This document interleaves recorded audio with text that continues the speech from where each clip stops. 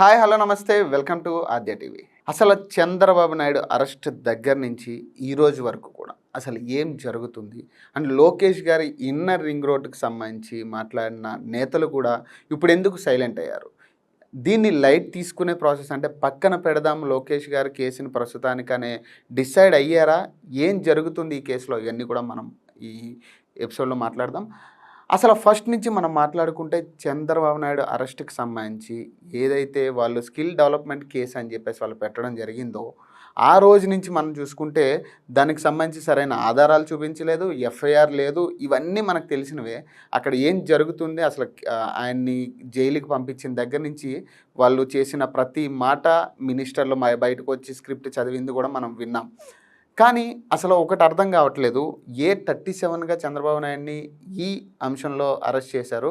A37 అయితే A1 నుంచి A36 వరకు ఎవరున్నారు, అసలు ఎవరి పేర్లు అక్కడ ఇన్వాల్వ్ చేశారు, వాళ్ళని ఇంట్రాగేట్ చేశారా, అసలు వాళ్ళ దగ్గర నుంచి ఎలాంటి సమాచారం వచ్చింది, ఇవన్నిటికీ కూడా నిజంగా ఇప్పటికీ ఆన్సర్ లేదు.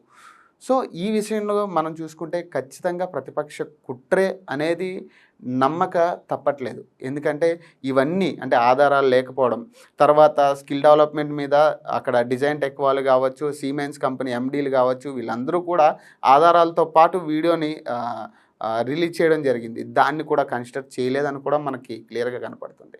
సో ఇప్పుడు కొత్తగా ఏమవుతుందంటే ఈ వ్యూహానికి సంబంధించి మళ్ళీ ఇప్పుడు టీడీపీ శ్రేణుల్లో ఇప్పుడు ఏదైతే వాళ్ళు చేస్తున్న ధర్నాలు కావచ్చు, ఎక్కడైతే మన నిరాహార దీక్షలు కావచ్చు, ఇవన్నీ కూడా అంటే జగన్ ఊహించింది ఒకటి జరిగేది ఒకటి అన్నట్టుగానే కనపడుతుంది. ఎందుకంటే జగన్ వాళ్ళ ప్లాన్ ఆఫ్ యాక్షన్ ఏంటంటే యాక్చువల్గా ఈ టీడీపీ వాళ్ళలో మెయిన్ లీడర్ ఎవరైతే అధినేత ఉన్నాడో అధినేతను అరెస్ట్ చేసిన తర్వాత నెక్స్ట్ లోకేష్ బాబుని కేసులు బనాయించి ఆయన్ని కూడా లోపలికి తీసుకెళ్తే మెయిన్ లీడర్స్ ఎవరైతే ఉన్నారో ఈ క్యాడర్ అంతా కూడా కొంచెం డిస్టర్బ్ చేసి కొంచెం టీడీపీ గ్రాఫ్ తగ్గుతుంది, మనకి వచ్చే ఎన్నికల్లో గ్రాఫ్ పెరిగే ఛాన్స్ ఉంటుంది అనే దాని మీద వీళ్ళు చేసినట్టు కనపడుతుంది. కానీ ఇప్పుడు అంతా సీన్ రివర్స్ అయినట్టుగానే కనపడుతుంది. ఎందుకంటే వీళ్ళు చేసిన అంటే ఫస్ట్ నుంచి కూడా తెలుగుదేశం పార్టీ నాయకులు కావచ్చు, కేడర్ కావచ్చు, లేకపోతే ఇప్పుడు భువనేశ్వర్ గారు చేస్తున్న సమ్మెలు కావచ్చు, ధర్నాలు కావచ్చు, ఇటు పక్క నారా బ్రాహ్మణి గారు చేస్తున్న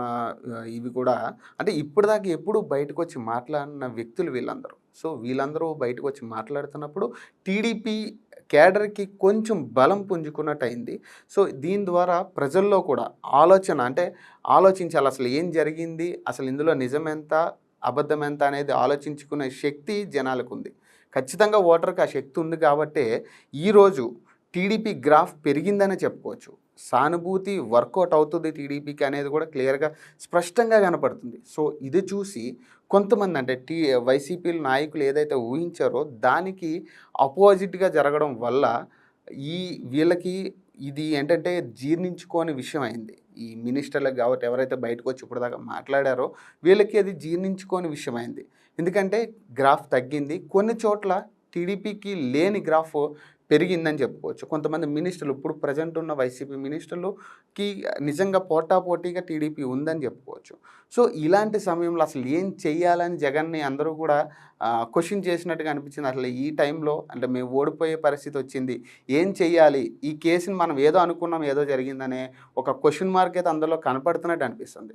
సో దీని పరంగా మనం చూసుకుంటే లోకేష్ని అరెస్ట్ చేసే విధానాన్ని ప్రస్తుతానికి డైవర్ట్ చేసి పక్కన పెట్టి ముందు ఈ స్కిల్ డెవలప్మెంట్ చంద్రబాబు నాయుడుది ఏదైతే ఉందో రన్ అవుతుందో సో దీన్ని ముందు ప్రోగ్రెస్గా తీసుకుని ఖచ్చితంగా సర్వేలు జరిపిస్తారని మనందరికీ తెలుసు. జగన్ వ్యూహం అదే. ఎందుకంటే డైలీ సర్వేలు ఉంటాయి, ఖచ్చితంగా దాన్ని రిపోర్ట్లు తెప్పించుకుంటారు, నియోజకవర్గ వారికి ఎలా ఉందో చూసుకుంటారు. కానీ ఆ సర్వేల్లో కూడా దగ్గరగా వీళ్ళ గ్రాఫ్ అంటే వైసీపీ గ్రాఫ్ గతంతో పోల్చుకుంటే దగ్గరగా 1-2% తగ్గి టీడీపీకి 2% పెరిగినట్టే అనిపిస్తుంది. సో ఈ సర్వేల ప్రకారం కూడా వీళ్ళ ఆధారం తీసుకుని అంటే వీళ్ళ స్కామ్ ఏంటంటే వైసీపీ వాళ్ళ స్కామ్ ఏంటంటే ఇటు లొకేషన్ కూడా ఇన్నర్ రింగ్ రోడ్ పేరుతో A14గా పెట్టి చంద్రబాబు నాయుడు మీద అంటే ఆల్రెడీ స్కిల్ డెవలప్మెంట్ ఫేక్ అని చాలామంది మాట్లాడుకోవడం, అది ఫేక్ అని తేలుతుంది కాబట్టి మళ్ళీ ఇంకొక కేసు అంటే A1గా ఇంకొక కేసు పెడితే చంద్రబాబు నాయుడు లోపలే ఉంటాడు, లోకేష్ లోపలికి తీసుకెళ్తే ఖచ్చితంగా టీడీపీ క్యాడర్ అనేది ఆహ్, తగ్గుతుంది. ఖచ్చితంగా అంటే టీడీపీని నడిపించే వాళ్ళు ఉండరు.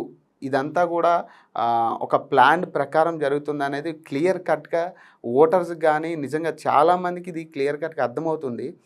సో, ప్రస్తుతానికి అంటే ఈ ఆహ్, ఏదైతే ఈరోజు విచారణ ఉందో దీనికి సంబంధించి ఖచ్చితంగా అంటే మనం చూసుకున్నట్టంటే చంద్రబాబు నాయుడు గారు ఇప్పటిదాకా కూడా బెయిల్‌కి అప్లై చేయట్లేదు. అంటే బెయిల్‌కి అంటే ఒక తప్పు చేసినోడు లేదా తప్పు చేయలేదు నేను బయటికెళ్ళాలనుకుంటే ఖచ్చితంగా బెయిల్‌కి అప్లై చేస్తారు. ఖచ్చితం అది. బయటికెళ్ళి నేను ఏదన్నా చేయాలనుకున్నప్పుడు బయటికెళ్ళి బెయిల్ అప్లై చేసి బయటకొచ్చే ఛాన్స్ ఆయనకుంది ఇప్పటికి.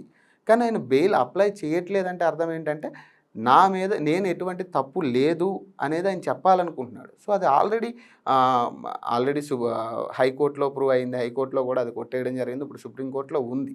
చూద్దాం అంటే దీనికి సంబంధించి నెక్స్ట్ స్టెప్ ఏది తీసుకుంటారు?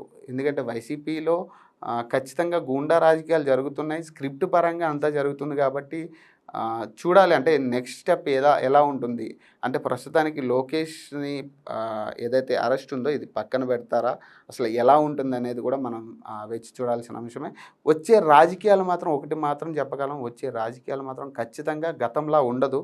ఖచ్చితంగా ఇప్పుడు వాళ్ళేదైతే వైసీపీ వాళ్ళు ఇప్పటిదాకా సర్వేల్లో అనుకున్నారో, ఎంతైతే ధైర్యంగా ఉన్నారో నెక్స్ట్ 175 అనేది ఆల్రెడీ సీఎం జగన్ చెప్పడం జరిగింది అందరికీ. కానీ ఇప్పుడు ఆ 175 కాస్త అసల అంటే 100 సీట్లు వస్తాయా? అనేది ఒక క్వెషన్ మార్క్ ఉంది వాళ్ళకే. చూద్దాం వచ్చే ఎన్నికలు ఎలా ఉంటాయి? అంటే ప్రతి ఓటరు దీన్ని పరిగణలోకి తీసుకొని ఈ సానుభూతి అనేది కొనసాగుతుందనేది కూడా ఖచ్చితంగా చెప్పొచ్చు. సో, చూద్దాం వచ్చే ఎన్నికల్లో ఎలా ఉంటుంది? టీడీపీ గ్రాఫ్ ఖచ్చితంగా పెరిగింది కాబట్టి జగన్ పరిస్థితి, జగన్ వ్యూహం ఎలా ఉండబోతుంది నెక్స్ట్ ఇవన్నీ కూడా తెలుసుకునే ప్రయత్నం చేద్దాం. మరొక ఎపిసోడ్‌లో మళ్ళీ కలుద్దాం. అప్పటి వరకు నేను మీ పవన్ సైనింగ్ ఆఫ్.